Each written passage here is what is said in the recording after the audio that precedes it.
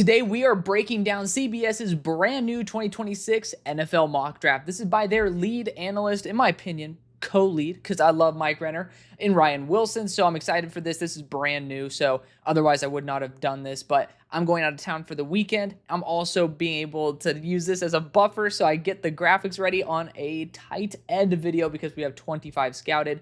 I want your guys' opinion down in the comment section as well, by the way, to be able to talk a little bit about whether you guys would be open to a top 10 and then maybe for members / a Patreon doing the full top 25 in a little bit more depth. Feel free to let me know about that. But number one overall, we got Garrett Nussmeier. And again, if you guys are new, feel free to join the community. It's slow season, but it's still fun season, and it's all about that tape grind. So follow me over on X as well, because I post clips that explain my board below my face, which are only players that have been dropped in videos on the show. So Garrett Nussmeier, he's a fun player. Problem is, no one likes to talk about this figure right here, 200 pounds. It doesn't look 200, but at the same time, I don't know why LSU would lie about that.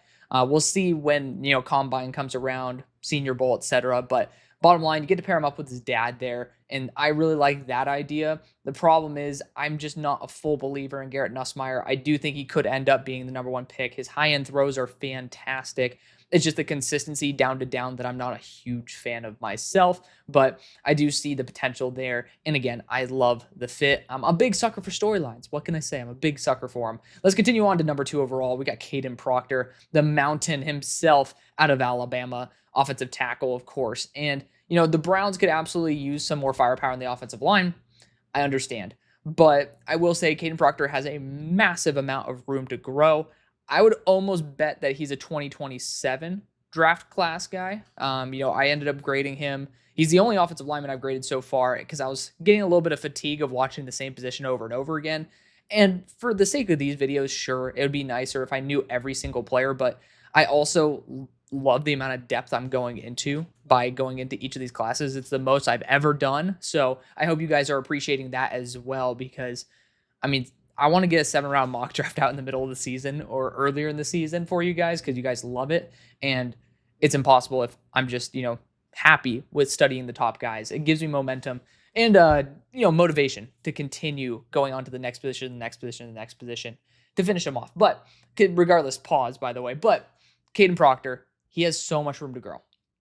So much. And I just have an issue with that. It's something that really scares me. A Bama tackle with that much room to grow. He's not remotely close to where J.C. Latham was at the end of his time there at Alabama. Of course, we'll see what happens through another full season of development. But he is an athletic freak. He does not move like he's 360. He moves like he's 310. And that's incredible. So we'll see what happens there with Caden Proctor. But it's not impossible that he could be at number 2. I would just say there's some red flags coming from that program with guys who are extremely raw. At number 3, we have TJ Parker, the edge rusher out of Clemson. He's a fun one. I actually think Peter Woods is a better talent, and I also don't really think that the Jets are the prime location to target edge. I honestly think that the target or the players that they have currently in their edge core will have similar, if not better, production than TJ Parker. And especially if you added in another talent like Woods, who's also on the same defensive line. So I'd probably prefer to go after Peter at that point. If you're going to be going after a Clemson defensive lineman, I think that it would just elevate the team more. At number 4, we got Spencer Fano, right tackle out of Utah. Really fun player. And again, this is someone who I'm excited to see if the arm length really pops off on tape. And I was going to be looking at the tight end who transferred to Utah. I'm forgetting his name. I think it's like Caden something. But unfortunately, the games I have in all 22, which it'd be nice if I ended up being able to have, first off, either $3,000 or being able to work for an organization that has access to some more all 22 clubs. But I digress. Enough yapping, enough complaining. For Spencer Fano, this will be fine, but I did not get enough of a taste of Spencer Fano, if that's a horrible way to phrase it, but excited to be able to dig in a little bit more. And he's a fun player. We'll see if he ends up being a guard or a tackle. Some people have some concerns over that arm length. Speaking of Peter Woods, though, number 5 overall, he goes to the Tennessee Titans as if they need more talent on the defensive interior. Tennessee Titans are already killing it. I don't think the defensive interior is where I would end up looking. I'd go after Caleb Downs right now because it's just best player available, and it's about that time where you can end up having the good enough value end up lining up with the need. So I prefer to go that route. Peter Woods, though, still I ended up giving him credit for him being a potentially number 3 overall pick. So take that as you will. At number 6, speaking of the man, we have Caleb Downs going to the Las Vegas Raiders. If there's anybody who's going to be ballsy and go after defensive players early and understands the value of safety, it is Pete Carroll in the Legion of Boom that he ended up having there in Seattle. I think that this would be an excellent move. Caleb Downs is my number 3 overall player in the entire draft. And I mean, it's very easy if Jordan Tyson's injury history pops up for him to be number 2. And then if LaNorris Sellers takes a step back for him to be the number 1. So, I mean, fantastic player nonetheless. Even with positional value, I still think he is creme de la creme. At number 7, we have Francis Cece Mauigoa, offensive tackle, going to the Carolina Panthers. I think Mauigoa has had an up and down career so far. A lot of it has looked to be, pretty more on the up rather than oscillating to the down.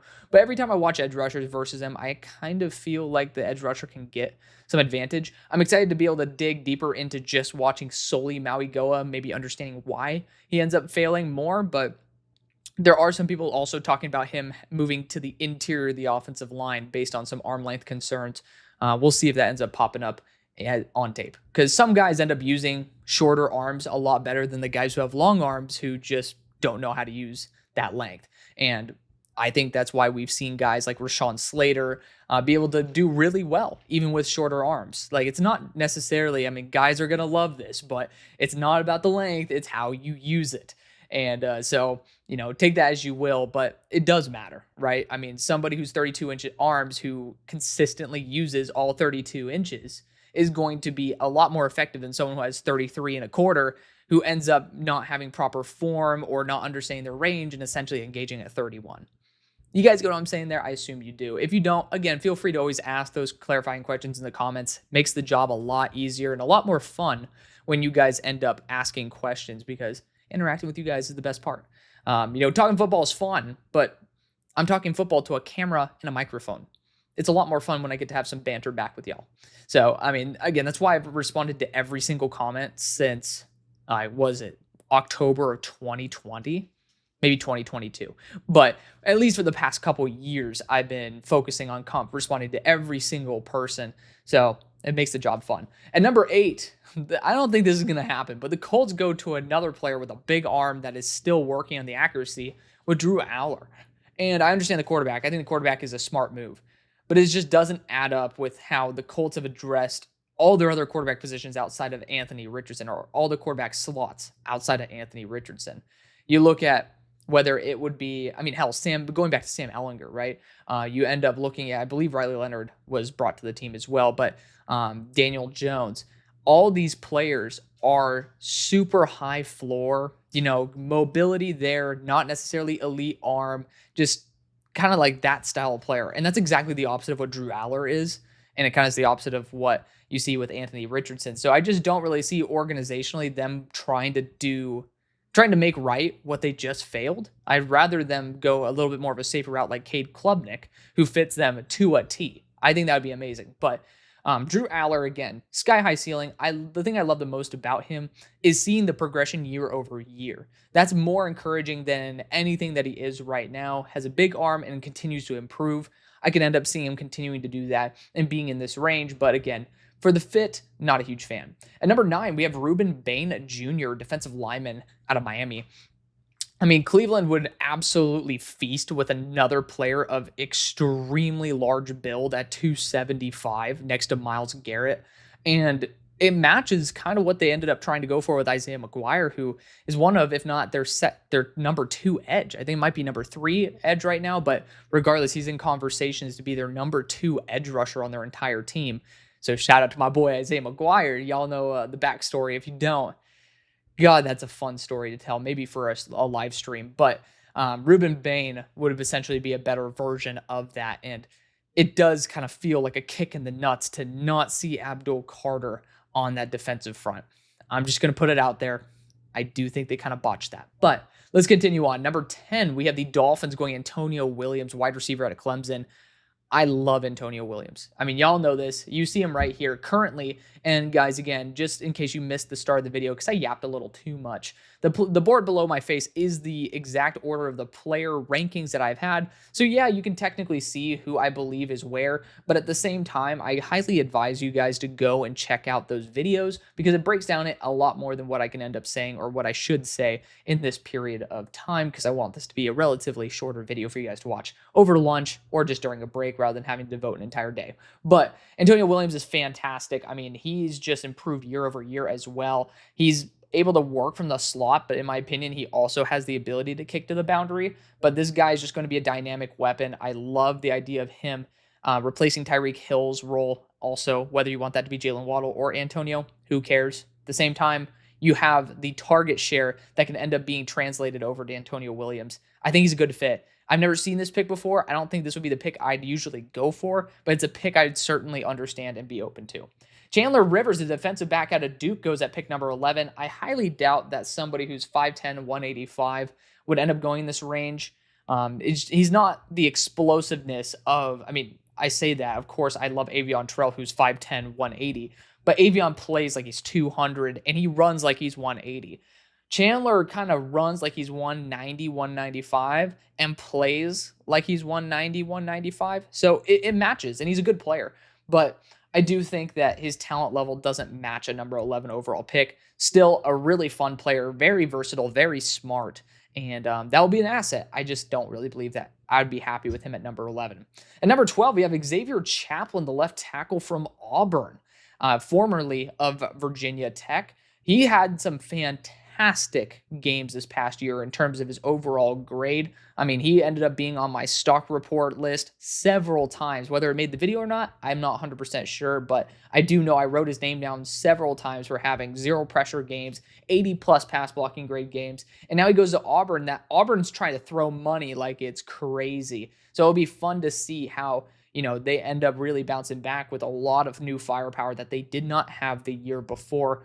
We'll see. We'll see, but it's going to be really fun to see how they end up working out. And, you know, I don't think Chaplin showed me anything from 2023 that would indicate him being a number 12 pick, but understanding the statistics so far and watching him take that step up, I would not be overly shocked if he continues that trend there at Auburn for him to be a first-round quality player. But again, TBD. Number 13, we got LT Overton going to the Seattle Seahawks, defensive lineman from Alabama. He is a really intriguing prospect because I think he made an amazing decision to return to school. He was considered a late first, early second territory, similar to JT Tumalau, and very similar build as well. You're talking about that 280 range. Maybe he could slim down to 275. But, I mean, somebody who transferred from Texas A&M, took a big step up. Surprisingly, a lot of players who transfer from A&M just randomly step up at their next school. Just going to put that out there. But also, I went to SMU. I have a right to shit on A&M. But LT Overton's fantastic, and I love the fact that, you know, he was someone who should have been a fringe first and then ended up going back to school to really earn that first-round grade, and I think he will because he's still growing, still developing, and Mike McDonald would absolutely love this, especially Boye Mafe being the last year of his deal. I respect the move. And number 14, the Pittsburgh Steelers go Fernando Mendoza, quarterback out of Indiana. Of course, with Aaron Rodgers now officially signing, which this was released yesterday, so I'm not necessarily sure if they've factored that in. Maybe it'll be a win or two more, which I'm going to spoil the next couple of picks, but assuming they'll be at pick 16 or something, would not affect with this selection. Regardless, quarterback's a smart move for the Steelers. Mendoza's a great athlete, great build, 6'5", 225, and his splash plays are incredible. And I think that at Indiana, I've seen this back-to-back times with Rourke, and then you even saw with Sorsby. They know how to improve the processing power of their quarterback. So I really do like the idea and the prospect of Fernando Mendoza improving in areas of weakness for him. I think when the play breaks down, that's when he's at his best. And with our offensive line still kind of being put together, that's going to be a really big trait that I focus on for the Steelers. So I really do like the potential there with him. I'd be happy to have him on my team. At number 15, we have the Dallas Cowboys going Jeremiah Love. Jeremiah Love is a really solid back. He is the number one back in the class. I have not gone into all 22 to grade the running back class, but everyone I talked to, and I already studied Jonah Coleman last year, says it's Jeremiah Love, Jonah Coleman at the top. And Jeremiah Love, for 99% of people, is the RB1. And seeing him by watching all the Notre Dame tight ends, offensive linemen, etc., I have so far had a really good taste for what Jeremiah Love's going to bring to the table, and he's going to be a really good back. So we'll see if he ends up being truly worth a mid-first. It seems a little bit high for me, given y'all know what I thought of Amari and Hampton of all things. But I'm perfectly fine with Jeremiah Love being a Cowboy. I would just say, in a world with trades, I would say like maybe try to get some money in or some draft capital and trade back. Denzel Boston, wide receiver out of Washington, goes to the Arizona Cardinals at pick 16. Just going to be honest, not a fan of this. Not a fan of this. It doesn't seem to add anything to the offense that Marvin Harrison Jr., as well, I'm already having hiccups, as well as, Michael Wilson. I almost called him Daniel Wilson. Michael Wilson go like and achieve. It's like there's just nothing new to this. Denzel Boston to me is a vertical X-build receiver, a vertical red zone threat. So that's a really good combination to have. Not many guys can actually press players downfield or press the defense down the field and provide that vertical aspect while also having the reliability of a red zone threat, a contested catch threat. But at the same time, you kind of have some guys who I would personally rather put into that role. I'd rather have somebody who's a little more explosive. If you have Eric Singleton here, it'd still be a little bit high for me, but I understand it and I support it. You want someone to be short range. Jaden Greathouse is perfect for that because he also blocks very well. I would just prefer those routes over Denzel Boston. At pick number 17, we got the Chicago Bears going a defensive lineman, Tyreek Sapp. I don't know why it says linebacker, maybe because they call it outside linebacker, but Tyreek Sapp is a really intriguing build again, 6'2", 6'3", 270, 275. I mean, I'm just excited to see him kind of like take another step forward. I thought that it was a very smart thing for him and Caleb Banks to work on their chemistry and continue to improve their craft for another year. We'll see if it ends up coming to fruition, but I do think Tyreek Sapp could easily be a first-round player, and I think his build is a good complement to Montez Sweat. At number 18, we have the Denver Broncos going linebacker C.J. Allen out of Georgia. He's a really intriguing one, man. I do think that in a world where I see the projection going forward, and I'm sure we'll end up seeing him sometime in this mock draft, but Deontay Lawson out of Alabama, he's the one who I think will be the first linebacker taken. He was someone who I really liked going into 2024, into the 25 draft season. And this year, after a season-ending injury, I saw by watching a lot of tight ends versus him, as well as watching a lot of the Bama defenders, I really ended up falling in love with his game, and I thought he did a fantastic job. Could see him taking a huge step, but that is not to shade C.J. Allen. I mean, a really solid build for someone who's 6'1". If you're going to be 6'1", 235, having that amount of weight on you is going to be super key, especially in a class where you have some guys who are a bit awkwardly built, like Suntarine Perkins, as well as Harold Perkins. At number 19, we have the Houston Texans going defensive back Jalen Kilgore. This personally does not make any sense to me. Like, I just do not understand the logic behind this at all.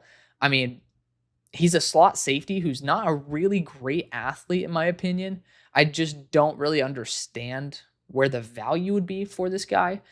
First off, I don't think he's a first-round talent. I literally ended up watching a little bit of him because I was going to put him in my corners for a slot corner, and I'm like, he's a slot safety. He belongs with the safety class. So, I mean, off the bat, he just moves like a safety.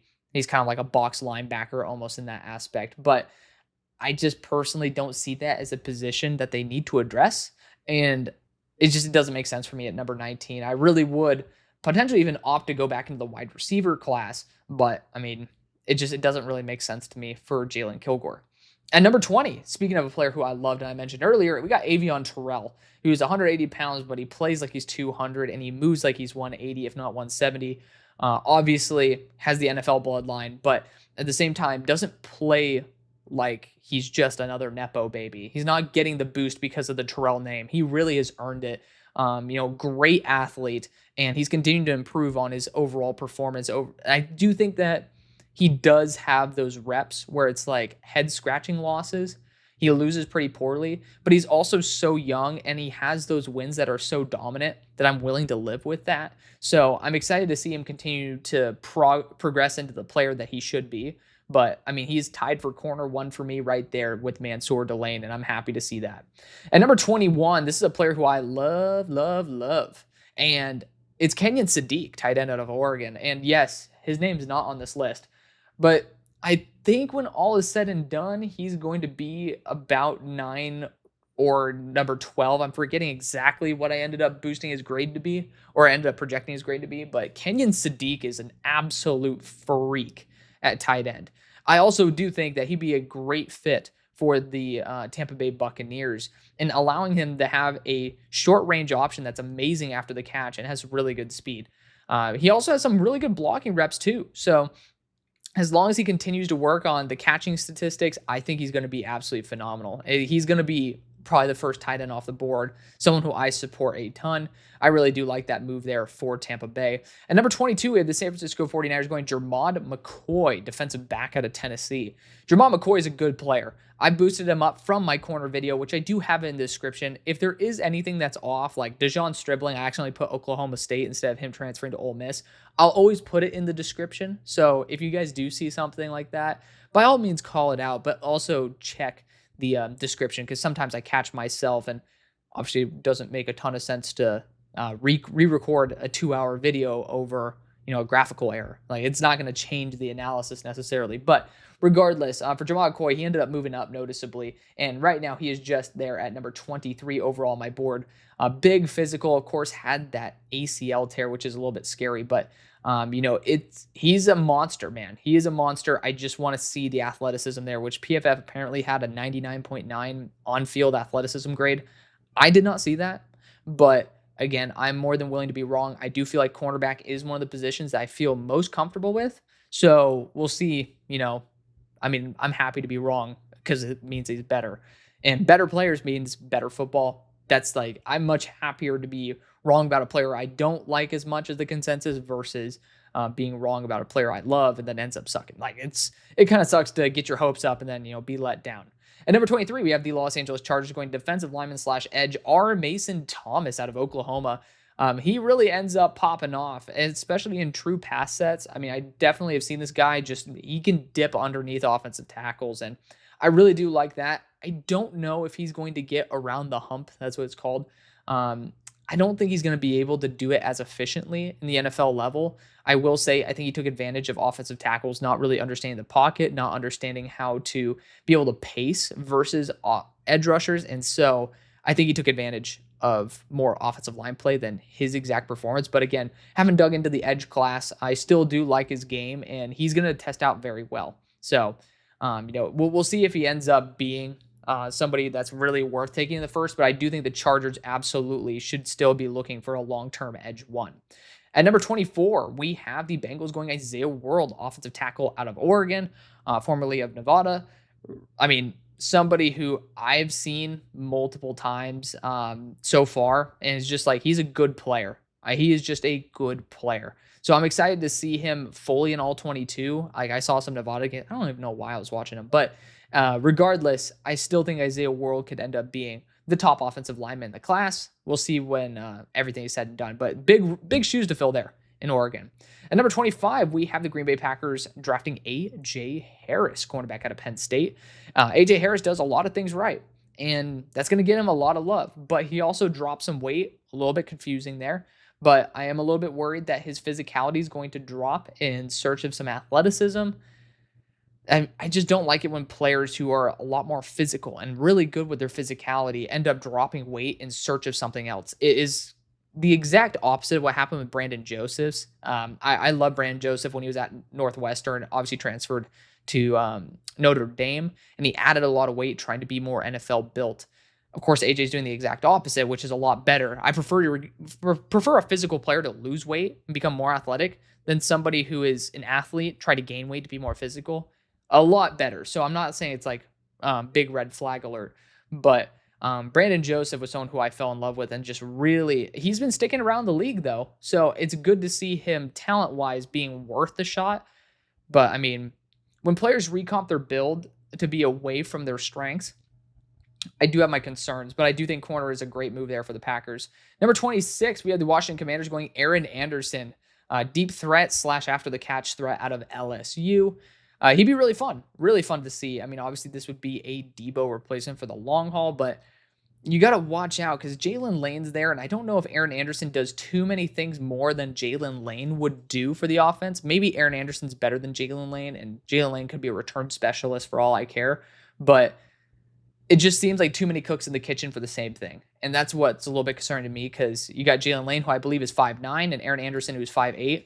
There's not enough room, especially if this is going to be a first-round pick, for both of them to have consistent reps. So you're either going to be kicking a first-round pick or a fourth-round pick to the curb, at least for a year. That's a little bit worrisome to me. At 27, we got the Rams going Cade Klubnik, quarterback at Clemson. Super high floor player. I do not see him getting out of the top 10, even though I have him a little bit lower in terms of his grade. I think he's at 30 or something on my board.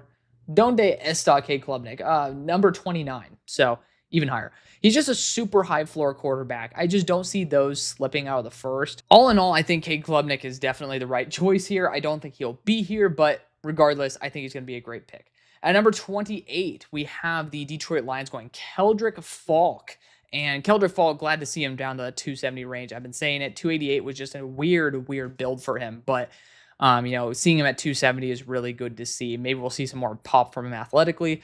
This is a good fit for the Lions, especially to be able to play.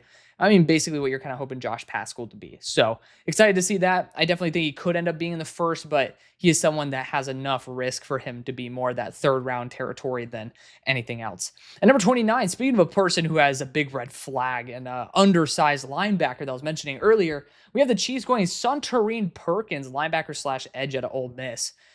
Really weird build. 6'1", I think he's up to 218 right now. So that's just a weird build to have, but he is dynamic and he's electric too, and he should be at that size. But he really is like a game-changing athlete. Offensive tackles did not know what to do with him, but NFL offensive tackles might. And I guess that's worth the risk. Maybe you'll have him being a pure linebacker, but I think that takes away a lot of the asset that you get with him. So we'll see what happens, but Suntarine Perkins, a really intriguing case study for this year. And number 30, this is like the 5th time I've seen the Bills linked to Eric Singleton. And obviously, we are way too far away to actually understand anything about the draft. So again, take it with a pinch of salt. But Eric Singleton, I was talking about him earlier. He is such a fun player. Eric Singleton is my number 15 player on my board right now. He's just ridiculously talented and he's dynamic. I think his routes can use a little bit of work in game, but he's shown through some practice reps at Auburn that he's even improved that, which is exciting to see. He's dangerous. He's a real dangerous player. And I do want to see that weight get up a little bit, but at the same time, players have thrived at 180 pounds. At pick number 31, we have wide receiver Nick Anderson out of LSU, coming off a season end, or pretty much a season without any sort of statistics at all. I think got hurt in week 1. But, there we go. We got a quad injury right there. 1 target, no catches.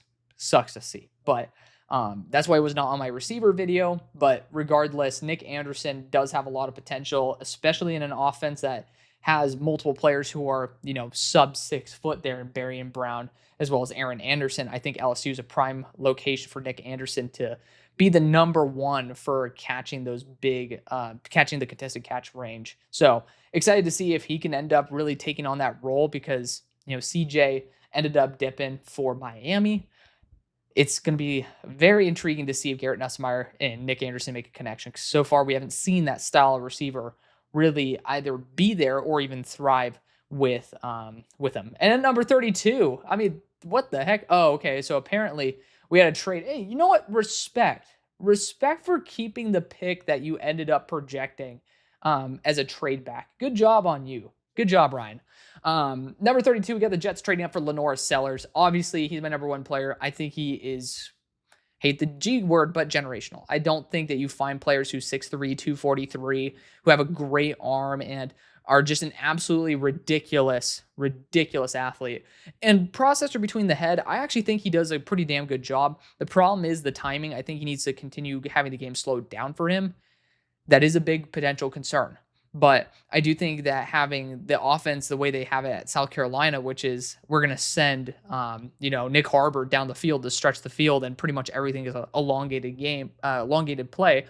I do have concerns with that offense as well, which might be a lot more simplistic in terms of, having quicker reads and such in the NFL that could help him out. But we'll see if that red flag ends up becoming a big issue. And at number 37, via that trade back, yes, we go from number 32 to number 37 for those who are listening on podcasts. We have the Philadelphia Eagles selecting Christian Miller, defensive interior out of Georgia. In my personal opinion, he's noticeably better than the last time we saw a Georgia defensive lineman get artificially put at the first round when we saw Nazir Stackhouse. And no disrespect to Nazir, it was pretty obvious he was not a first round quality player. But Christian Miller's had a lot of hype. A lot of people really like him. And there's a lot of room or a lot of production to be reallocated on that Georgia defensive front. Christian Miller absolutely could end up shining through that. So I'm super excited to see him take that step up. For the Eagles, I don't really know if there's going to certainly be a big test on that defensive interior of like who's actually going to be the long-term guys. Obviously, you just ended up bringing on one player this past draft on the defensive interior. Granted, it was an early 4th-round pick, so, that's good. But like for Ty Robinson, he's so flexible. It's going to be interesting to see if he's like a BG role or if he's trying to replace Milt. But, Christian Miller could end up being that longer term replacement. Of course, Moro Ojomo, if I'm not mistaken, could be in a contract year as well. There's just a lot of uncertainty that could end up leading the Eagles to go after defensive interior. I do think tight end might be the better choice. But that's going to be the video. Thank you so much for watching and hanging out as always. See you later. Peace.